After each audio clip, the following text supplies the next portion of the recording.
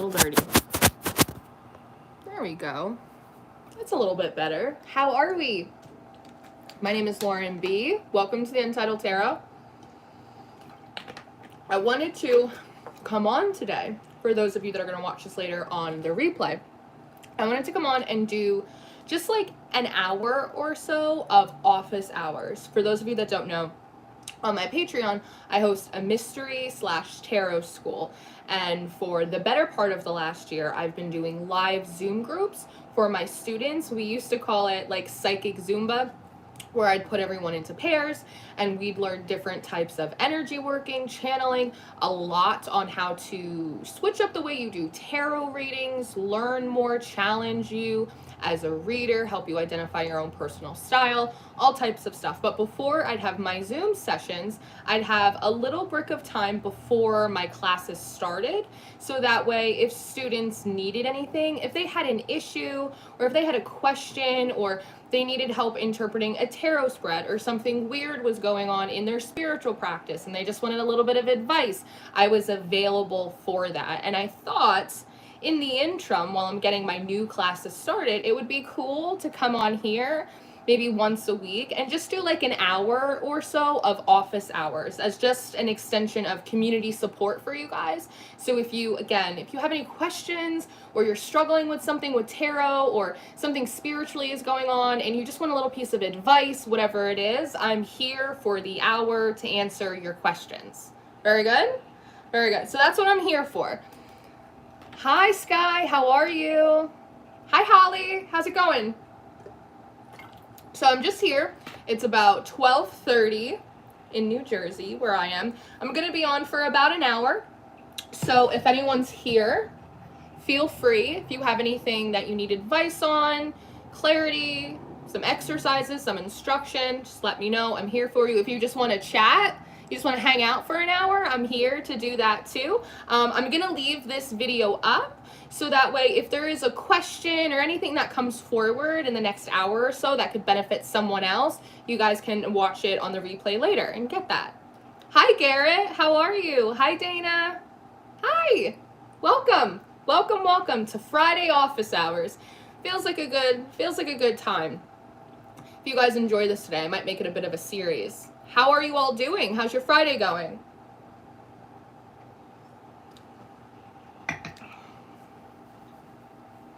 I loved the weekend collective reading on Patreon earlier. Made me feel excited about the next days. Oh, good. Oh, good. I did the weekly reading and the weekend reading for next week too, and the energies are looking pretty good. So that's nice. Capricorn season is definitely already starting to seep in over here, and so next week might be a little bit busy for everyone. You might have a lot of sort of mundane work types of stuff to do, but it'll keep you out of the fray. You're looking especially sparkly today, Lauren. Thank you, Holly. I'm not feeling very sparkly. I have been working my ass off for like the last few weeks, like really sort of pushing myself, trying to get more done. And so I'm tired. So I'm glad I'm coming off as sparkly. I'm not in bad spirits, but I'm definitely a little bit tired. But I think we all are. The end of the year, everyone gets tired, right? It's been a long and ghoulish 12 months, so I think we're all looking forward to kind of a brand new year, a fresh start. Someone on Instagram, if you guys don't follow me on Instagram, probably like once a week, I put up like a questionnaire where people can send me in questions, whether it's about me or whatever, and someone asked me the other day, Lauren, what are your New Year's resolutions for 2023? And I told them, to put it quite simply, world domination. So that's what I'm working on, conquering the world. What are you guys up to today? I know it's kind of a weird time. It's in the middle of the day, but maybe I'll catch some of you on a lunch break. I have just finished up some spreads for the Patreon.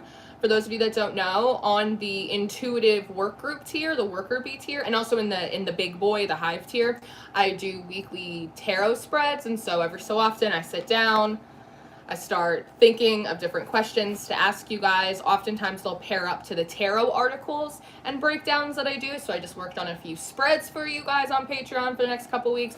couple articles, some different ways to interpret tarot cards, open 3-card spreads, a lot of stuff. I did a new grounding meditation for the Patreons for this coming Monday. You have a lot of goodies coming up, I'm not gonna lie. But I wanted to spread the wealth over here on YouTube for a little bit. But again, these are office hours, so if you guys have any questions or anything that you're struggling with or you need help on, spiritual, tarot related, anything really, I'm here. I'm here for you. Let's see.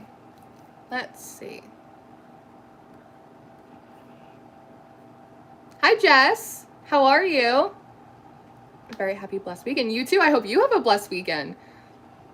Tori, girl. Tomorrow is your birthday. Happy birthday to my little Sagittarius. I love Sagittarians. I really do. My moon's in Sag, though, so I might be biased. Do you have any good and fun birthday plans? You doing anything special? I hope so.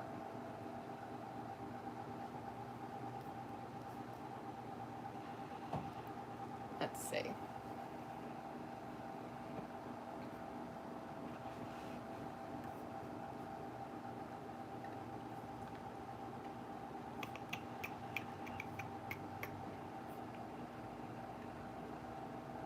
What comes out today?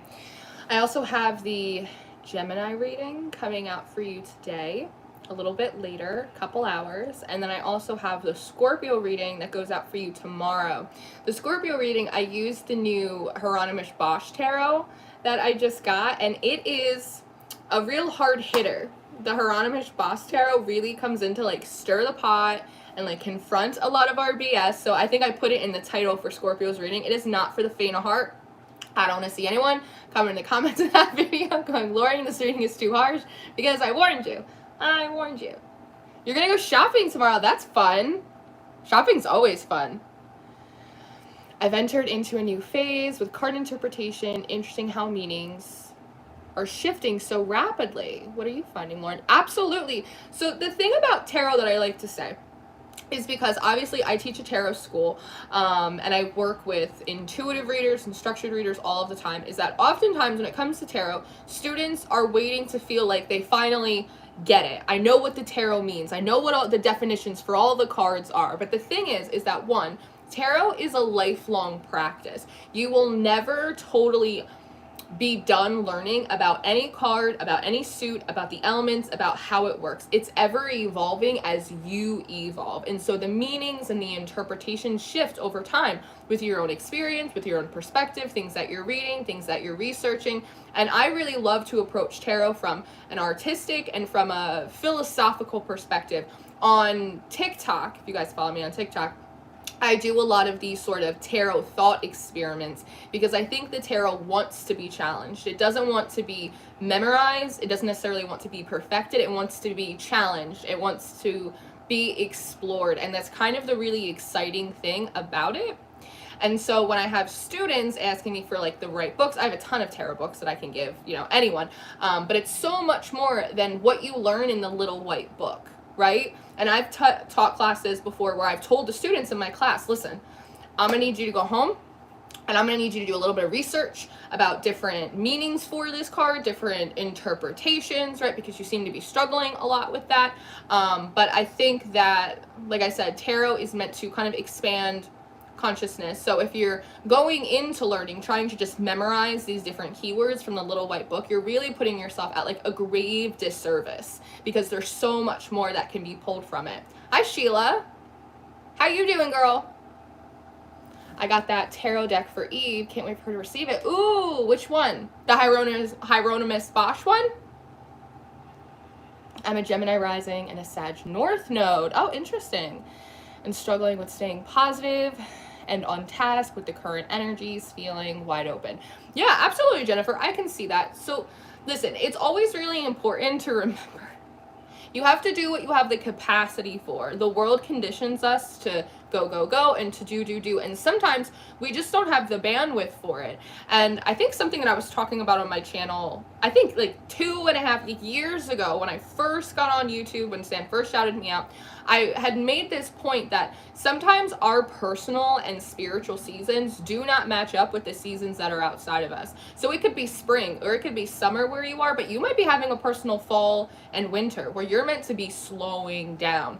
And if we work in harmony with the seasons that are before us, we are moving into the winter solstice. So now isn't a time for like great output. Now is a time for great reflection. Now is a time for relaxation, taking stock of what you already have, what you want to bring into the new year, right? So sometimes we can just be putting a little bit too much pressure on ourselves, and that can make us struggle a little bit more with positivity or finding the silver linings, right? So work with what you got. Does that make sense? And in terms of on task, this is a piece of business advice actually that I received, and it was to under promise and over deliver.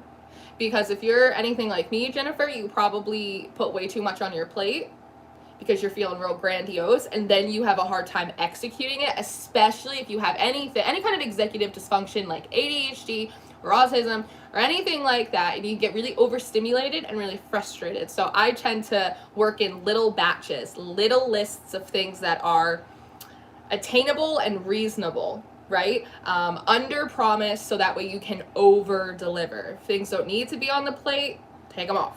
Just take them off. Some things can be done later, and sometimes some things should be done later. Hey, Kat, how are you? Oh, it's good to see you in here. I was just thinking of you the other day. I like your hair. I saw that you did your hair. It's very nice. It's very nice. I'm feeling Aries energy in my spirit right now, totally at odds with weather outside. You know, the weather is actually, it's kind of strange here in Jersey because it's warmer than it should be for like almost the middle of December. It's in like the high 40s, it's in like the mid 50s. Still a little cold though, and it's so sunny today. And I know it's so weird. Can I tell you that when I watched the Wednesday show on Netflix for the Addams Family, and Morticia looked outside of the limo and it was pouring, and she goes, at least it's a beautiful day. At least we have nice weather. I felt so validated. I don't know if it's like an autistic thing, but when it gets too sunny in the middle of the day, I get really overstimulated and I become unwell. I just become like a very unpleasant person. Yeah. Era, what are we? The moon's in Cancer right now, so that's interesting.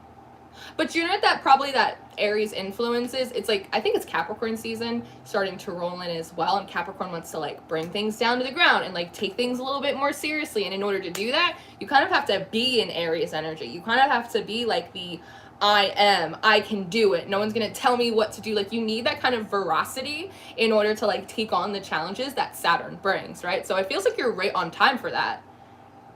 Oh, you're so welcome. Could you discuss the Empress card a little bit? Oh, I would love to. Let's see if we can pull it out of my deck.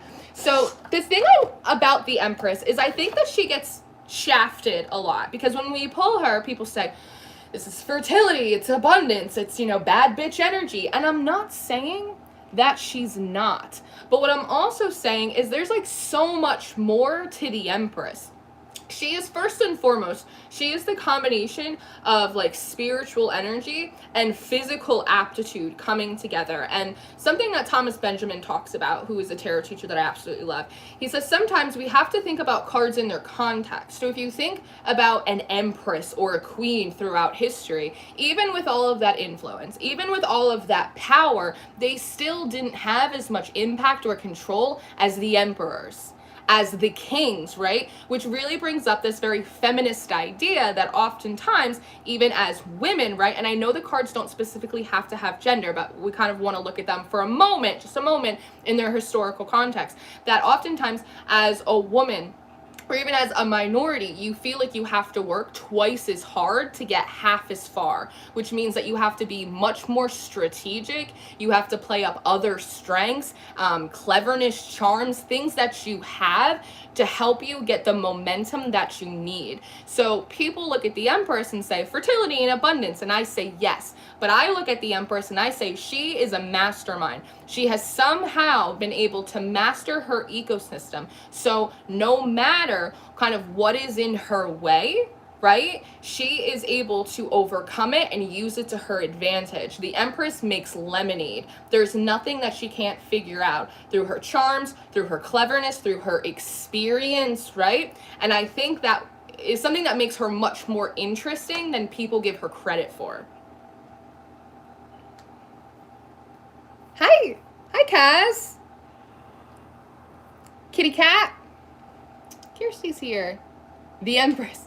Everybody loves the Empress. I love the Empress too. She's a great card. It's also Taurian energy. So there is this idea of like, one, it's like a positive stubbornness that I think the Empress has. It's a lot about like knowing your worth, right? And so I think she embodies a lot of the positive stubbornness that Taurus has. But there's also this idea of like sensuality and pleasure, right? She's Venus ruled. And so I think that is like a really nice element. When you think about the Empress, it's almost like when you go into a clothing store and you feel all the fabrics, or you go into like an art supply store and like you're touching all of like the wool and the yarn. You're like, ooh, what's gonna feel good? Like there's a sensualness to her as well, about like physical pleasures and the worthiness of deserving them without permission or excuse. Again, she's such a complex character. She's so interesting to experiment with. That, yes, fertility and abundance, absolutely, but God, she's so much more. And isn't that the same with like a woman or with any person, right? It's like we look at them, I kind of get what you're about. No, we don't get what they're about, because people are complex. They're like these onions. And I think that at times when the Emperor can seem a little bit one-dimensional, the Empress comes forward with all of this complexity that is just so fascinating and like enriching to the spirit. Yeah? I love the rain. Why I live where I do, I guess. Yeah. For me. I hate doing this on my phone. Oh no! The rain. I loved that scene in Wednesday. We're just like, at least we have nice weather. I love it. Whenever it rains and it storms, I'm like, that's my day. I feel ready to work. I feel cozy. I feel good. But again, I think it's like an ADHD or an autism thing where the pitter-pattering of the rain kind of creates that white noise. And it really soothes my brain because it means it's not looking for that stimulation. And again, I think I'm like really light sensitive. Like if I went outside right now, the light coming in the window, like it doesn't necessarily bother me. But when it's really bright and it's like at the peak of my day, it does something to me. It's too much. It's too much. Taurian, you just came on. You just came on for the love letter to Taurus. Beautiful. Yes, I love the Empress too. The Empress isn't jaded. She's able to keep a sense of wonder and insight and balance. Absolutely, I agree. But then see my brain, but then we can play. Like, maybe the Empress is jaded. Like, maybe she is, but she just hides it well. Because, again, it's that Venusian energy. So it's like there's a lot of glamour magic going on. That's the thing about the tarot, if we remember. So when we look at these cards, we're looking at scenes. Part of the way that they were developed is they're actually literally supposed to be like scene cutouts from a play. And so we see what's going on stage, right? It's like the magician. We see what's going on stage, but we don't actually know what's going on behind the curtain, which is very similar to your lives, right? People don't necessarily know what happens when you go home, or when you cry in the bathroom at work, or everything that it took to get you to where you are, or everything that you're doing to get to where you're going next. And so that's the thing I like, again, about tarot is it's a little bit philosophical. There's always something to kind of leave you wanting or leave you wondering, and that pushes the mind to the outer boundaries, and I think that's really cool.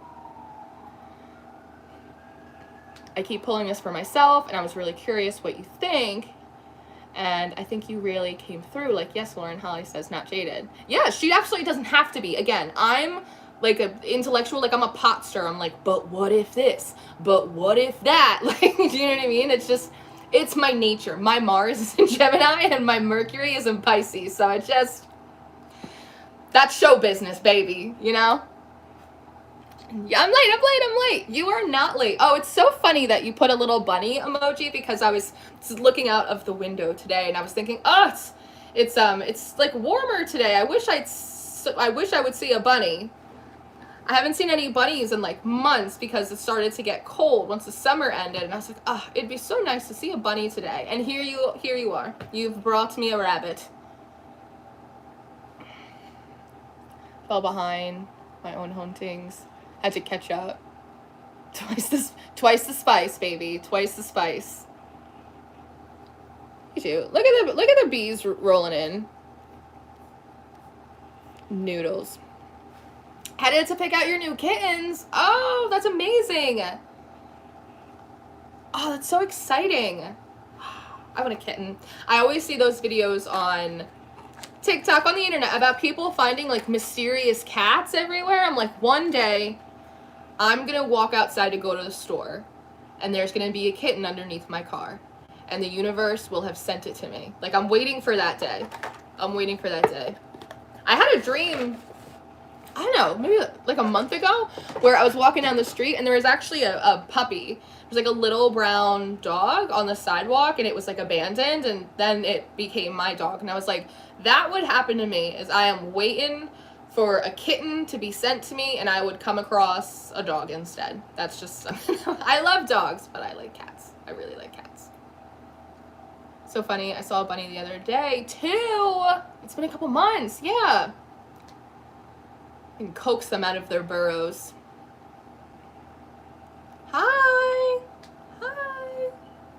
So yeah, so like I said before, this is just, I don't know, maybe I'll just keep doing this on Fridays, just come on for an hour and have office hours.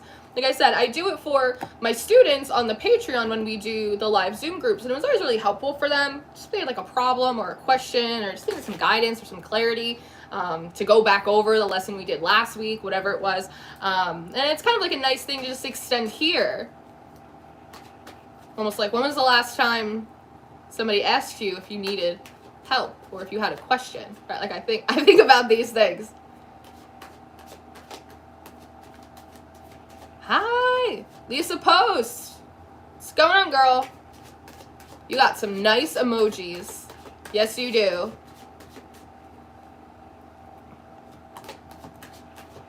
I'll have to check Patreon at Garrett. I could use a pick me up. Come on over.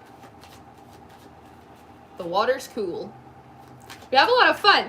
The intuitive work group has been going through a bit of an evolution over the past few months, just because I'm trying to work on new courses and figuring out like the best way to like set up the tarot school for the new year, because I have different ideas and I want to approach it in a little bit of a different way, and how to kind of set up my Zoom groups, because I was saying before, for the better part of the year, I was doing Zoom groups every week, oftentimes twice a week, and we were doing all different types of intuitive work, channeling exercises, working with different elements, different divination practices, a lot of tarot work, all different kinds of stuff. And we had so much fun. Oh, I had so much fun. To this day, I'm like, I miss it. It's been like, I don't know, like a month or 2 months, maybe like 2 months or so, 3 months since we had our last Zoom group, and I miss it every day. But I also want to make sure that I'm bringing like my best work forward. See, the star. I have a vision and I'm trying to execute it, but I am a one-man band, and so it's a lot of work for me. Like I was saying to Jen before, sometimes we put too much on our plate, but it's just me. And so sometimes I'm trying to work on these classes or work on new programs or new exercises, but I have YouTube stuff to do, right? I have to put out the zodiac readings for you guys, and I have, other stuff for the Patreon that I'm working on, and I have clients. Oh my god, you guys have been coming in droves. I've been having so much fun working with you guys one-on-one. And I'm on the internet, and so I have to be a part of social media, and so it's just like a lot. That's something that I never would have expected when I started my channel years ago now.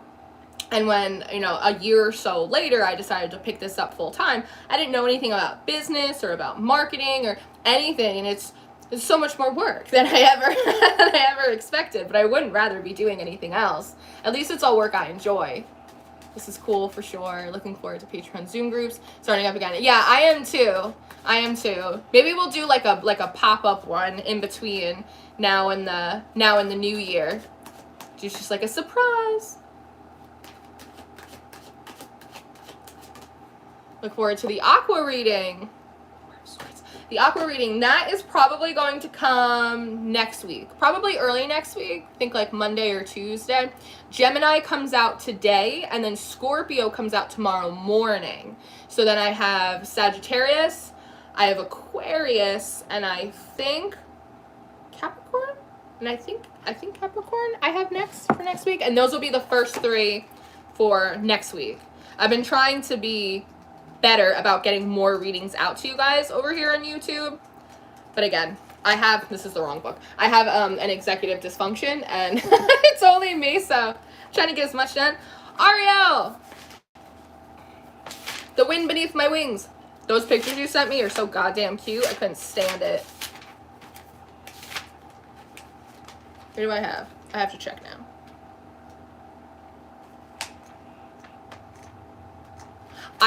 For the record, I buy like a ton of these like old school composition books. I've been getting all of these fancy notebooks and these fancy planners for like 6 months, and I never use them. But apparently, if I just get this old school composition book that has like the periodic table in the background, I get a lot done. So this is full of all different ideas. This is full of like channeled messages from clients. It's like the hub. This is the hub. Which one is it? Let me see. I have to check now. Yeah, Sagittarius, Capricorn, and Aquarius are going to be the first 3 readings of next week.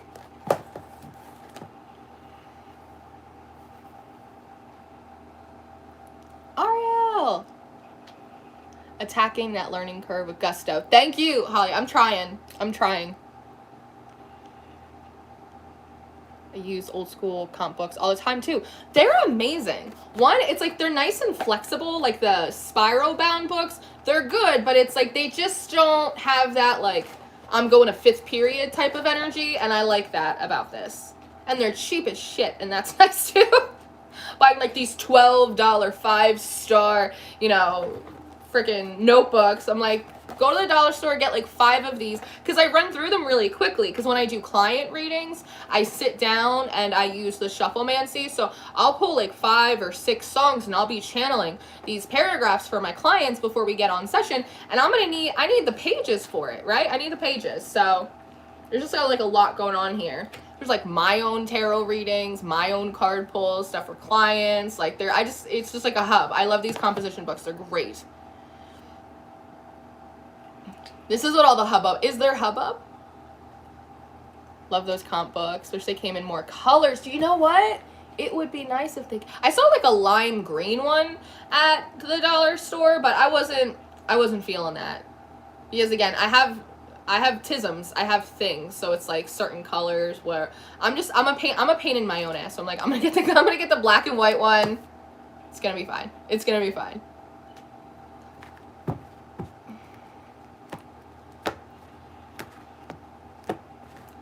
Let's see one of them. We could pull out the big book.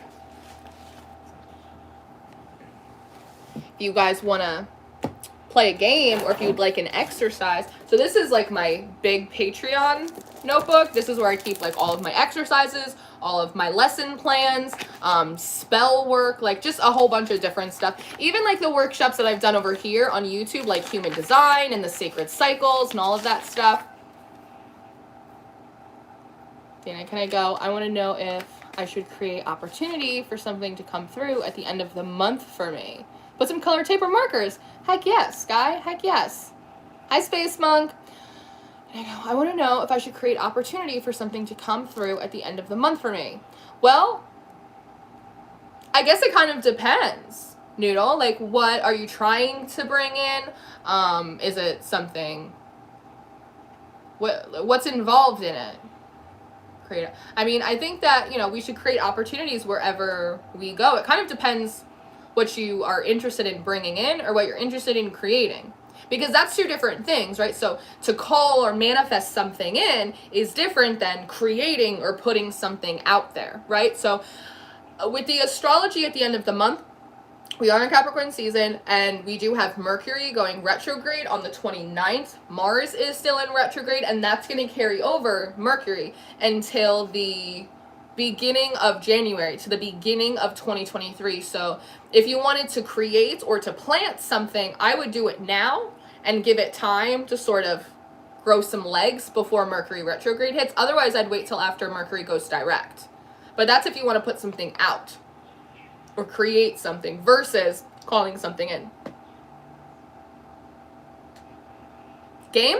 So, hi, Ashton. So on the Patreon, in the worker bee tier and with the Zoom groups, I think that learning should be fun. I think that there are enough things in life that stress us out, and if we're going to learn something, especially like tarot or intuitive skills, we should try and make it as enjoyable as possible. So I have games and I have exercises that oftentimes I will play with my students, and so I may find one and gift it to you guys over here on YouTube so you can play around with it and explore it. Plus that, I know. Damn Mars. Yeah, Mars retro is a little stop and go with the projects. It ends January 12th, but depends on your own astrology, of course. Yeah. Trying to get a manifestation to come through. That shouldn't be terrible, especially if like you did a lot of releasing with the full moon that we just had.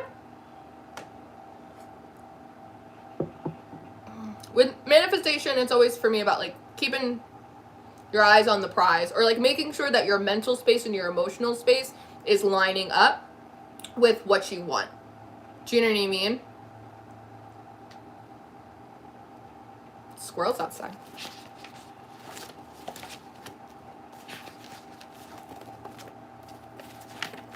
I believe in your manifestation. I think it's going to come through, Dana.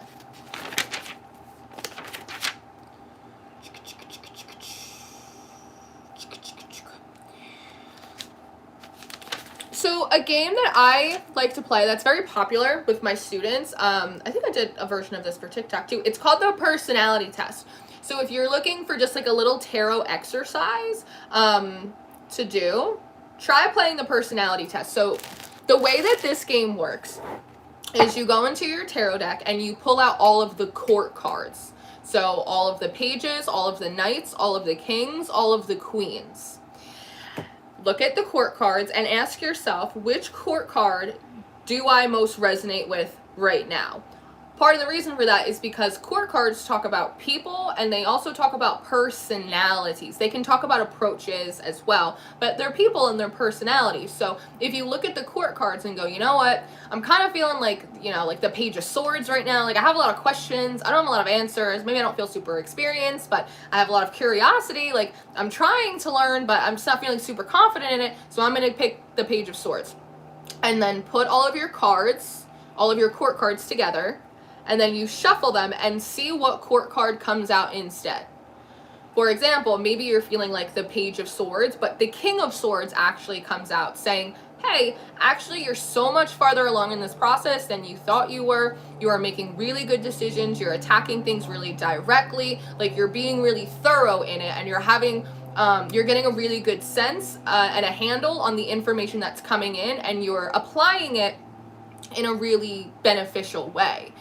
Sometimes this exercise plays to our own sort of like internal bias. Sometimes we have like a negative favor or bias towards ourselves where we don't see ourselves as we should be seeing ourselves. We don't think we're doing as good as we actually are, right? And so sometimes it's nice to just get that perspective. So again, separate the court cards out of your tarot deck, your pages, your knights, your queens, your kings. Put down which court card you think best represents you right now, the way you're feeling, the phase of life that you're in. Shuffle the court cards, see what actually comes out, because you may be surprised what card actually represents you as opposed to what you think. And if you want to take it a step farther, you can also do a spread after that and ask, well, why do I see myself that way? What is the bias that I'm having in regards to myself? How can I improve my sense of self or better recognize my own development? So it's a very simple exercise, but it can tell you a whole lot. Excellent time to look up your asteroid placements too. Insight abound for clues. Next calendar year, yep. Don't have any tarot oracle cards. We got to get you a deck, Sky. I have a mouth like like a muffled sailor, but I seldom say damn. Start with a deck of regular playing cards. That's absolutely right, Collie. Cartomancy. You can also use like random card generators as well.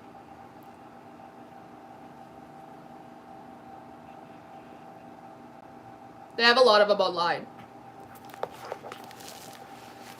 But again, that is a little tarot game. It's a little exercise that my students always really liked. I like to, abrupt.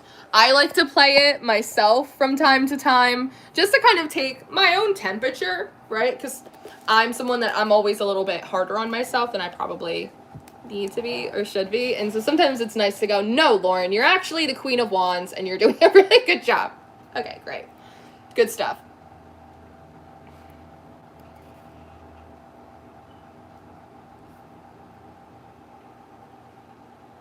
So let's see. That's the kind of day today. All dropping. It's it's a Friday. It's all right. It's been a long week. It's been a long year. So if things are going to drop off my stand, off your plate, off the schedule, it's all right. It's all right. Let's see. Do you guys have any more questions? You don't have to. We can just hang out for the next half hour. But if you have any more questions or anything, Cancer moon today after that intenseness. Yeah. That full moon was interesting. Because I was in Gemini, it didn't feel like particularly emotional, but definitely in terms of, you know, cerebral energy, it was a lot. I know you resonate with a couple in your chart. You can research them. I hope I'm caught up. I wanted to see... Hi, Krista. I hope I'm caught up. I need to put my glasses on. I wanted to see how far in you were. So glad you are still here. Ah, yes. I'm still here. I think, I don't know. I don't want to like, again, I want to under promise and over deliver, but if I have the ability on Fridays to come on for just like an hour, and again, do office hours, community support, if you have questions, if you want to know about a tarot card, if your spiritual practice is kind of weird, like if you just need something, I'm here for you for the hour. How's the deity work going? It's going good. It's going good. I feel like I've been doing it for a while now, and so it's kind of just part of my normal routine. Something that I've been noticing in some of my client readings, though, is that a lot of you guys are stepping in a little bit deeper into deity work. And not just the idea of, oh, I meditated with this one, but like really kind of bringing them into your practice, which I think is really cool. I think that's really nice to see. So my deity work, again, as with all things, it's ever evolving as I change. A few months ago, my deity work was much more labor intensive. I was holding myself to like this standard of things that I had to do, and it was a lot for me. Even in terms of like how I was giving my offerings. It was hard for me to keep up with like the amount of pressure that I was putting on myself. So did you see that? Did you see that little orb? So I've kind of brought it down now to like a little bit more of a sustainable level, but that's an important thing to recognize about the gods as well. And all gods are different, and what they require from you in your practice will be different depending on who you're working with, depending on you, depending on the specificity of your relationship. But I've definitely brought it down to like a manageable level, and my gods are part of my routine. So I get up in the morning and I light my deity candles and I light my ancestor candles, and I sit down and I have my coffee and I pull cards with, you know, my nona or my gods or my guides or whatever to happen, and I go throughout my day, and sometimes they pop in and go, you don't want to work on that project, you want to be over here. And then at the end of the day, I sit down and I pull some cards and do an assessment, right? It's ever changing and it's ever evolving, and as time goes on, I might have different gods come in that I have a different relationship with. You never know. But overall good. I'm very happy with the harmony that I have sort of on my team right now. I was talking to someone about this, but I don't remember if it was a client reading or not. But I was saying that people don't talk about it, but it's worth considering if the different deities or energies you're working with are complementary to each other. Because for a significant part of my practice, I didn't realize that while I was having good relationships with the deities that I was working with, that their energies were not complementary with each other, and it was creating dissonance in like the energy of my home and like my personal energy as well. Because a deity or an ancestor could be like really nurturing and like, it's okay, you're doing amazing, sweetie. And there could be another deity that's like, you gotta push it, we gotta apply a little pressure here, you gotta be a little bit more disciplined, and not really knowing what, just just feel like a little bit like monkey in the middle. And so it's helpful to just take an accounting, take a stock to see, are the energies, are the ancestors, are the spirits, or the deities that you're working with, are their energies complementary to you, but also are they complementary amongst each other? Because there are certain deities that I love and I absolutely adore, but when their energy comes in, it's like they clear the house and I can't hear anyone else. It's hard for me to connect with like my other deities or my other ancestors, and the energy they bring in is very different from what everyone else has, which at sometimes it can be important and really necessary. At other times it can create unnecessary dissidence. And so there have been deities where I'm like, I love you, but like I gotta get my house in order, and so we gotta create a little space here, baby.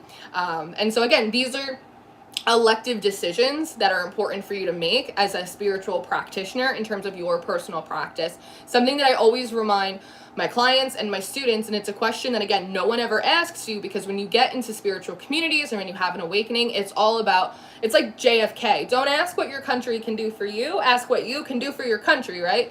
It's asking, what can you do for spirit, what can you do for the collective? And no one asks you if your practice is actually working out for you. Is it serving the purposes that you want? Did you know that like your spiritual practice can serve a purpose for you? You know what I mean? It's like, what do you want your spiritual practice to look like? How much work do you want to put into it? What kind of person are you? Are you like a really ritualistic person? Because if that's the case, maybe, you know, the full moons or the new moons, that's when like you do, maybe it's not every day, right? But on a full moon or a new moon or a portal day or something, that's when you really shine. Maybe you really like high magic. So when, you know, the moon is at a certain point in the sky, it's like, I'm gonna bring out the big guns. Maybe you're not a ritualistic person. I'm not ritualistic. I'm habitual.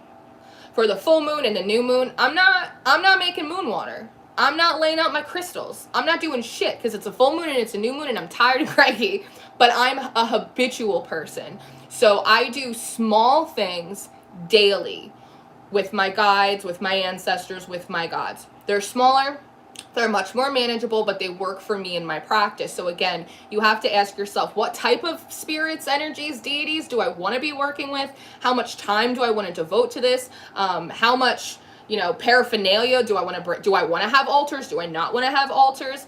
Am I ritualistic? I want to kind of do big things more infrequently, or are you habitual? You want to do smaller, more manageable things more daily, right? These are important questions to ask yourself that no one ever asked me, so I never considered. So now I ask you, so that way you could consider it, because your personal spiritual practice, it's not just about you being thrown from to fro by the universe, right? And this is a piece of wisdom that we take out of witchcraft as opposed to New Age spirituality, is about looking at your practice and going, what am I game for? What do I want to invest in? How do I want this to work for me? And then allowing yourself to start putting in the pieces bit by bit to create that. You're a creative director. You're the art director in your life, but especially in your spiritual practice, because you have much more control in how it's curated than you necessarily will out into the world, right? That's a long tangent. Just a long ass tangent. I felt very, thank you for the question, Garrett. I felt very passionate about the response. Hi, D-Roy. King of the Hill. Lauren, are you finding your guides comforting or pushing you through the end of 2022? A little bit of both. A little bit of both. Truthfully, I think that I'm pushing myself more so than they are. They're definitely, you know, you should rest. You should recoup some of your energy. And I'm like, no, I'm not. I got stuff to do, right? I'm definitely being a little bit stubborn about it. So I'm going to try and have a little bit of time to rest. But I just got to get stuff done, you know? Like, so they're definitely trying to comfort me, you know, reminding me that I'm protected. It's okay. But if you want to do it, all right, here's the oomph. So depends. My ancestors are always usually pretty comforting. Sometimes the deities will push a little bit. Because your ancestors are like your biggest cheerleader. You know what I mean? LB, that sounds very comfortable.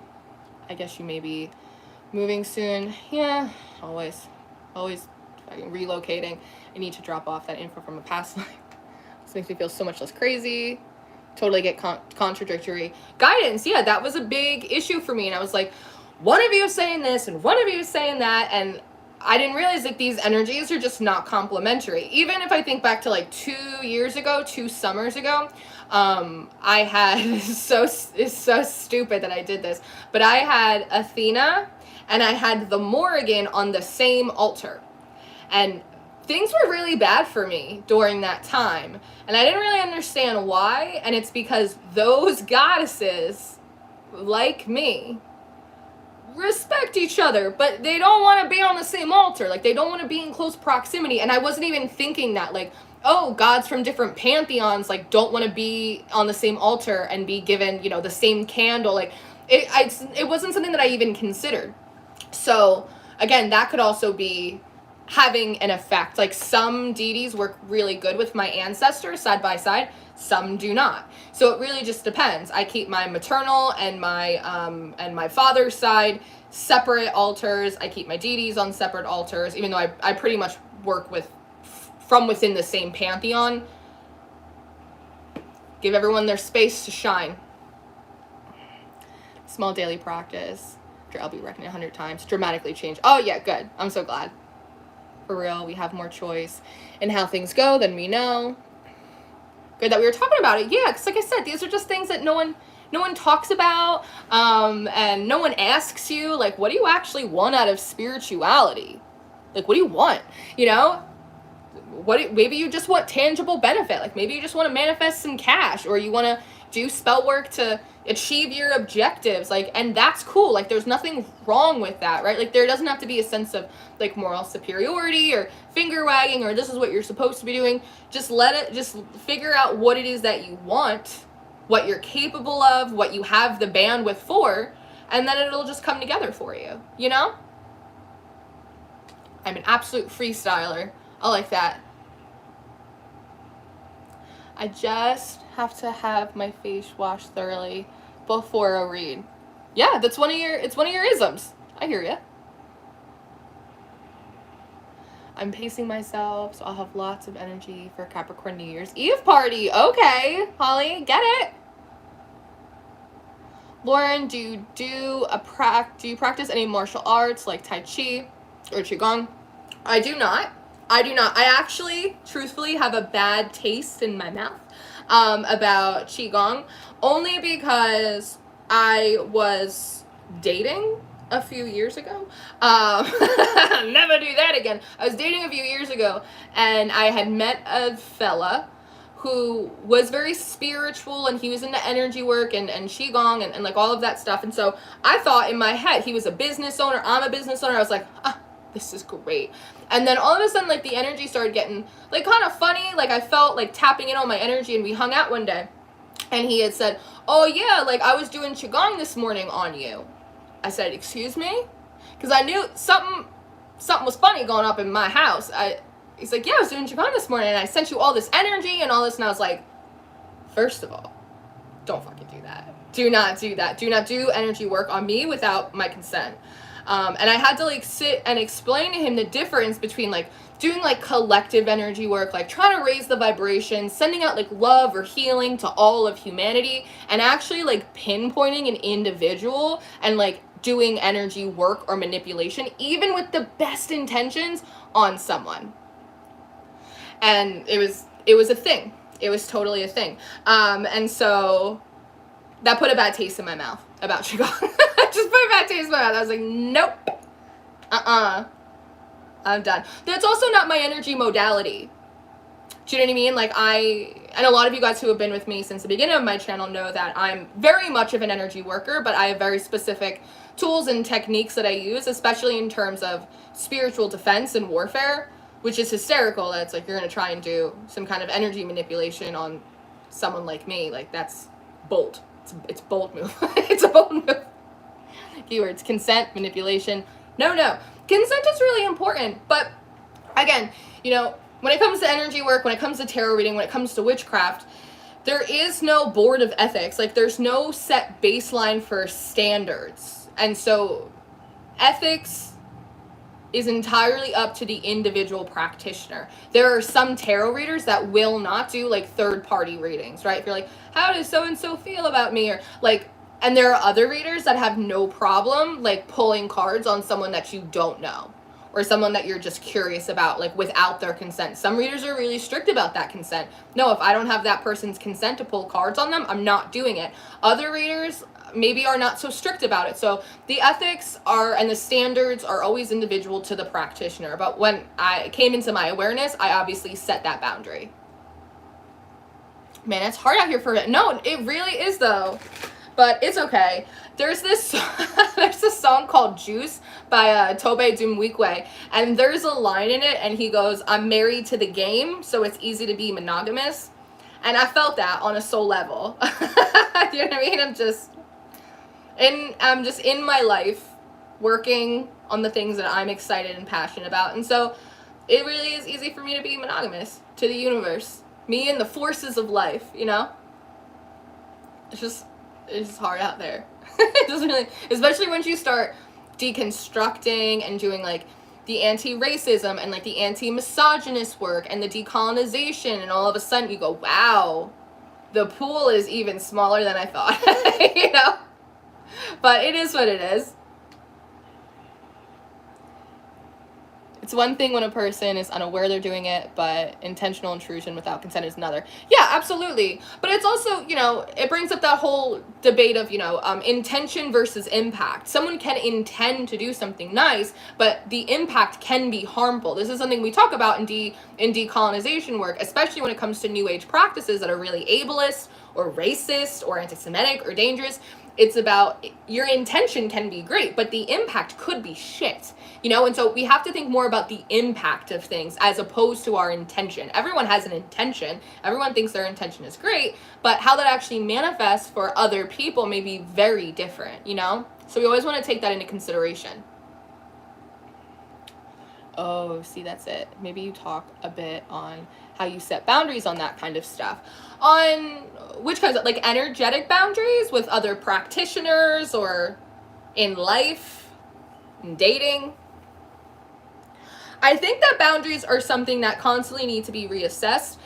Something that I tell my students, and I've told many of my clients, is one, boundaries can be movable and they don't always have to be stuck in one position. For example, if there's someone that like I don't particularly know very well, I'm gonna have a wider boundary with them than say Aria, who's my best friend. So like I don't have like a strong boundary there because like we don't require it. There's emotional intimacy, we have trust, like, you know, and so the boundary between me and her is much slimmer. Whereas if there's someone that I don't really know that well, I'm gonna have a bigger boundary there. So it just lets us be in the mindset to be thinking about our boundaries and when to bring people closer and when to kind of assert yourself a little bit more.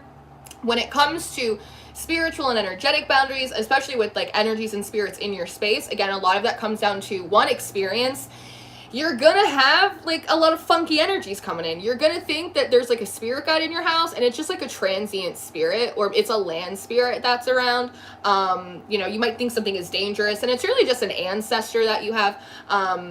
It happens. I think it's kind of part of the rite of passage to be able to discern, like, this is an energy I don't want, this is an energy I do, and then be able to take the steps to resolve that, set the boundaries that you need. Some people prefer to, and it also depends on you and how you like to work.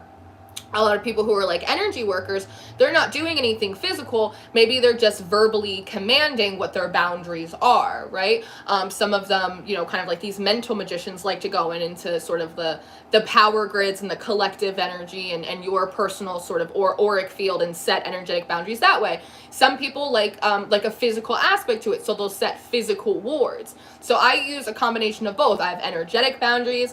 I do some sort of, you know, like quantum shifting and working type of stuff. But I also have physical wards, and some of my wards are light and some of my wards are baneful. The road to hell. You know, it's so funny that you said that, because I've been working with this Hieronymus Bosch tarot, and there's a card in it that's called the River to Hell, and it came out in the Scorpio reading, and it cracks me up. It absolutely cracks me up. thing when a person's unaware they're doing it. Any third parties not intruding. Well, again, it comes down to discernment, because sometimes if you're really sensitive to energy, you may know when someone's thinking about you. Like, you might get a little psychic ping. If someone's thinking about me, I'll get a little psychic ping, and then I'll hear from them in like the next, 24 hours. It's like, I know you're coming for me before you come for me, before you slide in my DMs. I know you're coming, right? And sometimes that's harmless. Like, that's absolutely fine. If you feel some kind of funky energy, then you gotta take care of it, right? You have to ward yourself. You have to make a verbal command, tell your team what you want as well. A lot of you guys don't realize that, like, your guides, they're like sitting there like, what do you want us to do? Like, you need to communicate with them what you would like.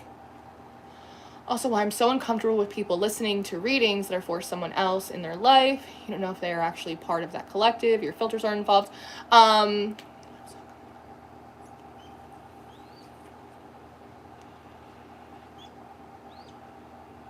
Yes or no? Remember, I'm kind of an annoying person to debate with sometimes, because I can see both sides. For instance, right, let's talk about third-party readings, because I have kind of a flexible boundary on that.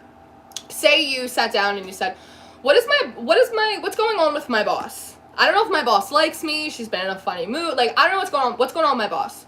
Well, technically, like, your boss didn't come to me for a reading, so, like, should I really be peering into her situation? However, like, you are connected to it. Like, you want to know if maybe he or she, like, doesn't like you or has it out for you, if you're doing something wrong. And so, in that case, like, I have a flexible boundary. Like, if you come to my table and you say, what's my ex-boyfriend doing?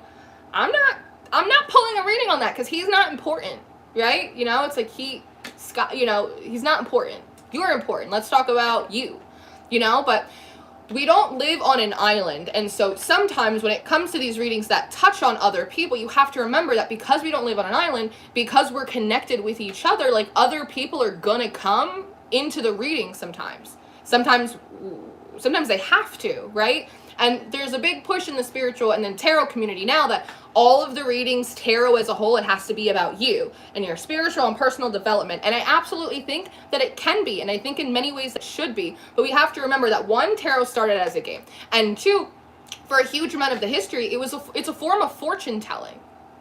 And that's okay. And I think a lot of readers really push against the idea of, like, I'm not a fortune teller. It's like, all right, like, but, like, maybe you are, and, like, that's cool too. I have people that come and get readings from me, and they want to talk about the multidimensional aspects of their soul and their past lives, and they want channelings from the ancestors, a deity work, and cool, like, I got that. Some people come in to get a reading because they want to know about the relationship that they're in. How's my partner feeling? Are they enjoying this relationship? Do they see longevity here? They want to know about work or money or a project or their kids. I'm going to do both readings. If you want to touch the stars, we can touch the stars. If you want to, touch some grass, we can touch some grass. So, but again, it's dependent on, who you are as a reader and a practitioner, what you're okay with. We have to set our own standards and ethics.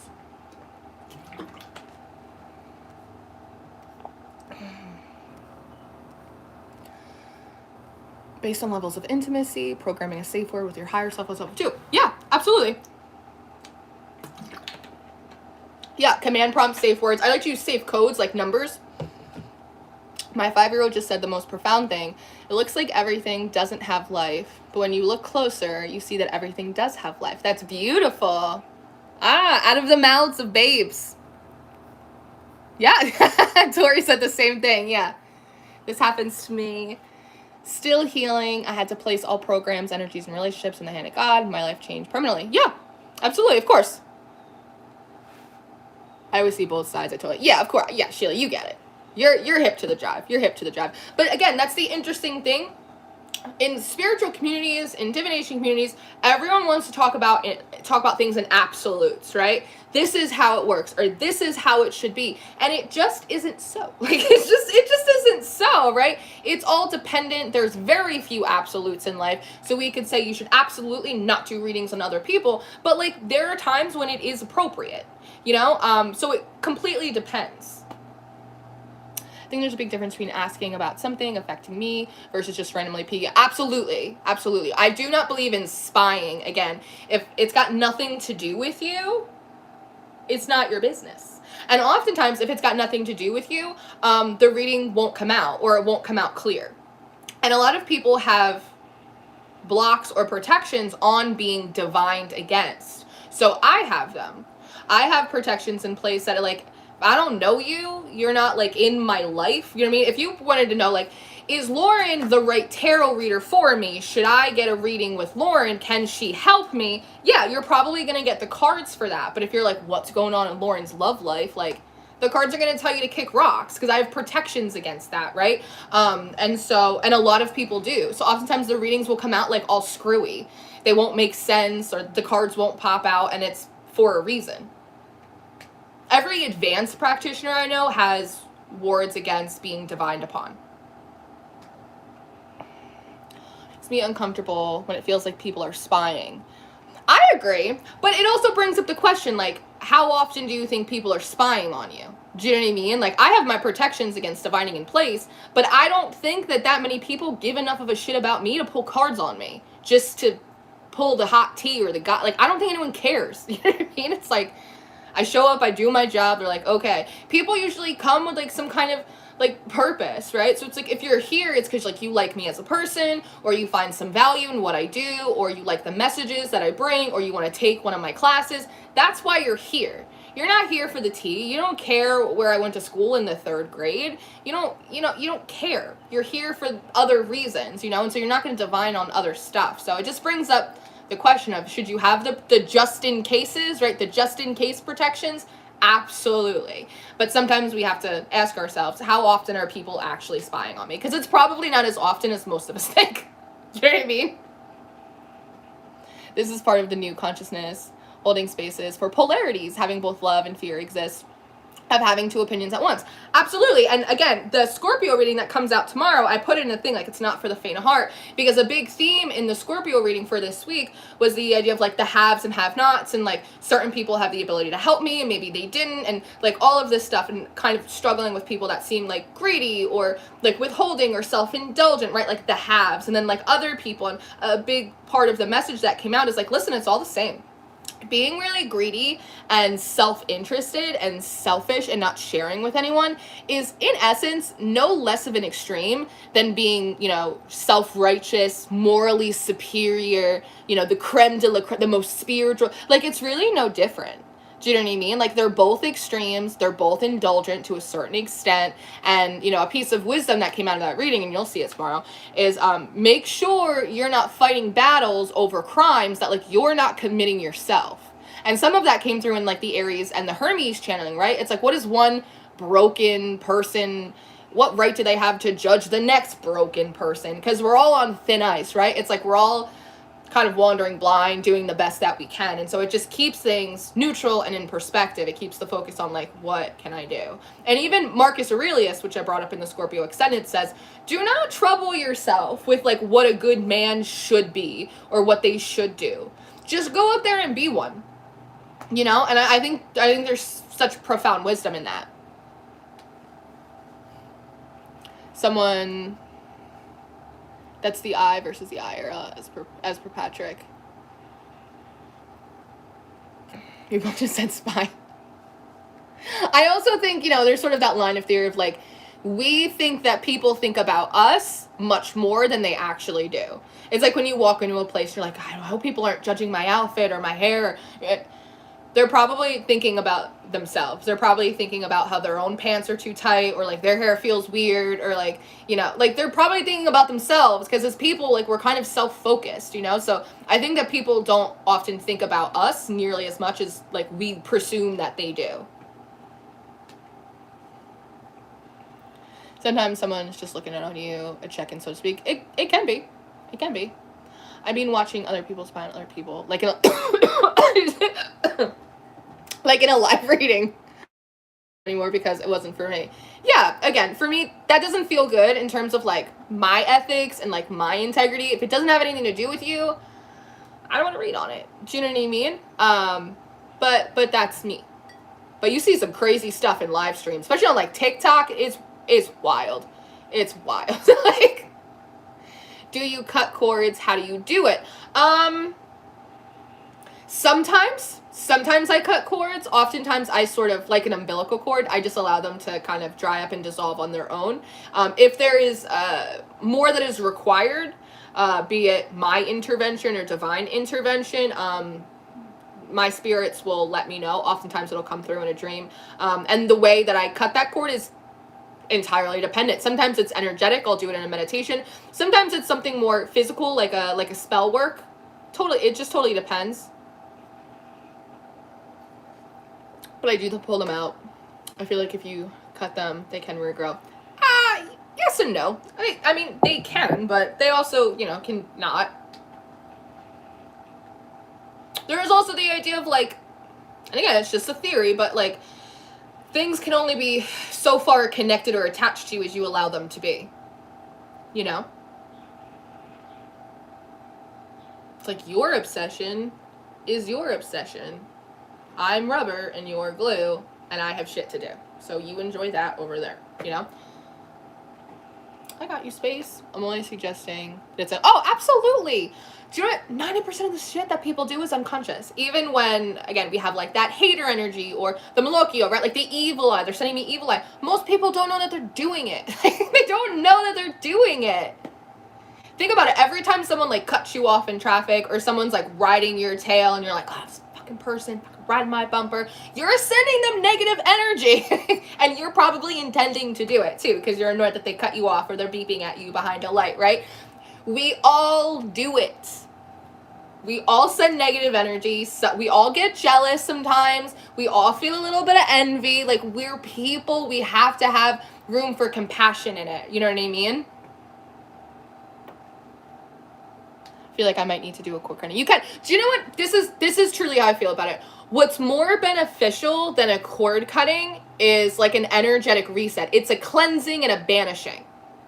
So instead of getting out the yarn and doing all this, which is valid and it's good, but instead of doing all of that, like, take a spiritual bath.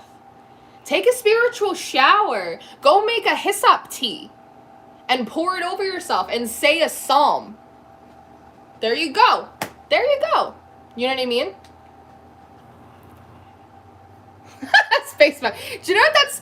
That's so funny, because in the Scorpio reading that I did yesterday, I think, I don't remember if it's the main or the extended, I said, sometimes it's okay to just admit that you're the asshole. It's all right. Like, it's okay, Like, so I just love that you said that. Again, and it like, brings it down when you can just be like, you know what, maybe I'm overthinking it. Maybe I'm reading too much into it.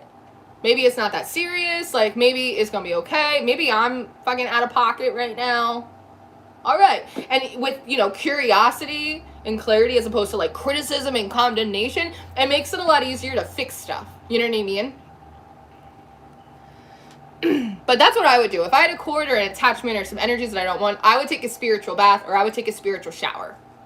Maybe a little return to sender. I'd clean my space. You know what I mean? I'd go through some of the more grounded steps before, because sometimes things aren't as attached to you as you think they are. And sometimes things are attached to you because you haven't let them go. In your heart, in your being. So it's like that person doesn't have an energetic cord that's connected to you. You are having a difficult time moving past an event because you haven't resolved it in your own mind and your own spirit. So if that's the case, then by trying to do some weird cord cutting, you're actually tapping in and affecting someone else's energy who's not even attached to you. You're attached to it. So again, like this is why self-reflection, doing divination before you do shit, it's important, because we have blind spots sometimes as people. Sometimes it's completely necessary, but sometimes it requires a little bit of a deeper look. Work. Lauren, if you trusted someone 100%, then you did not know the spell work placed on you until right after. It's sad and shocking when it's someone that you loved and was a teacher. Yeah, that's an abuse of power, in my opinion. Absolutely. Also, sometimes we trust the wrong people. As you get older, oftentimes your circle gets smaller, because we all have experiences where we have trusted the wrong people and they've gotten too close, and maybe they've done something to us intentionally or unintentionally that was not okay, crosses a line, right? And I think that's something that everyone can relate to, and it is very hurtful and it's very hard to get over. But unfortunately, it does happen, which is why it's important to allow, and I'm not saying you didn't do this, but in general, it's important to allow relationships to grow slowly and organically over time. I think as people, especially with COVID, we're so starved for intimacy and connection that we can find ourselves connecting too deeply, too quickly with people that we don't know very well, right?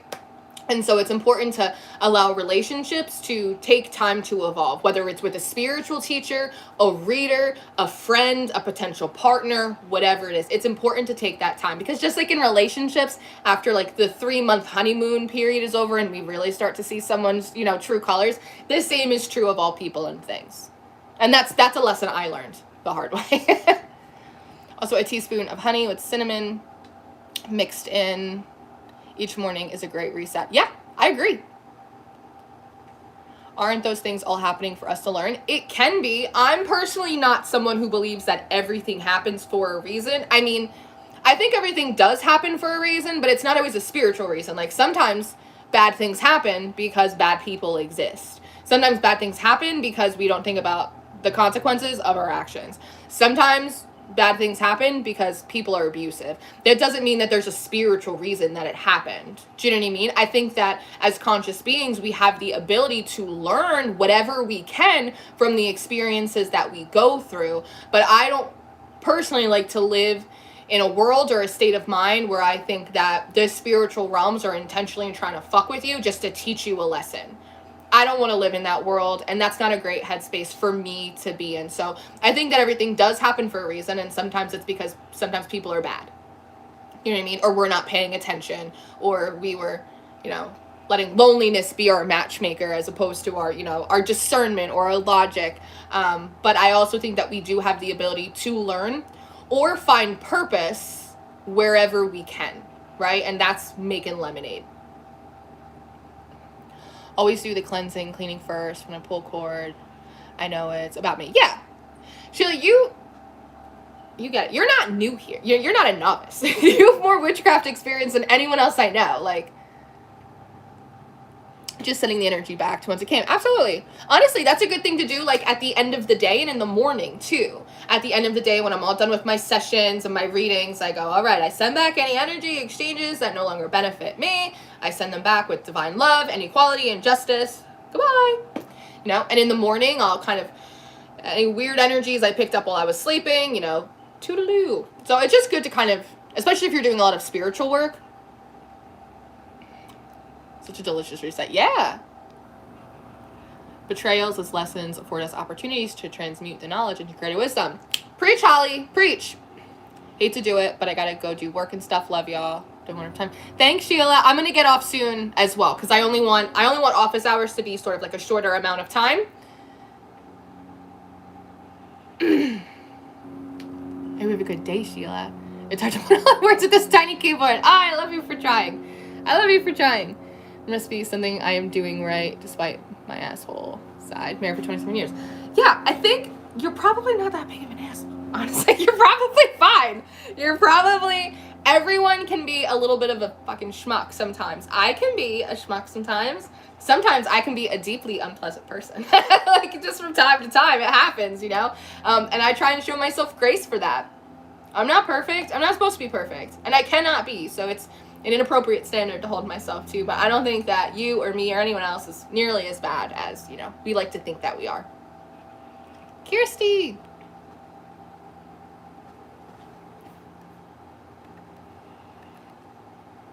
Alright, what time is it? 1:42?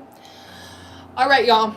So, successful office hours, like I said, I always want to kind of keep them to like an hour or so. So we've been on about like an hour and 15 minutes. That feels like a good place to kind of wrap it. We got to touch on some like really interesting topics. We got to talk about the Empress card and energy work and ethics and boundaries and all of this fun stuff. And so I'm going to leave this stream up in case anyone wants to watch it later on the replay. Maybe there's some little tips and tricks. Try out the tarot game, the personality test that I gave you guys. It really is a very easy and fun exercise, and you can learn a lot about yourself in the process of it. I appreciate you being here and hanging out with me. 24 views and likes on the video. That's nice. Thank you for being here. Thanks for stopping by. I'm going to try and do another office hours next week because it seems like we're having a really good time doing it. And in the meantime, don't forget, your zodiac readings are out. If you wouldn't mind liking them and sharing them with your friends who you think would like them, I would greatly appreciate that. I don't normally ask for stuff like that, but I'm in the process of like getting unshadow banned on YouTube, so it definitely helped me out a little bit. And as always, your December monthly readings are up. The Patreon is always available for you for whatever it is that you need, and my books are open for the month, so you can book with me through my website down below if you want a personal reading. I love you so much. Thank you for being here, and I will see you next time. Bye. Have a good weekend.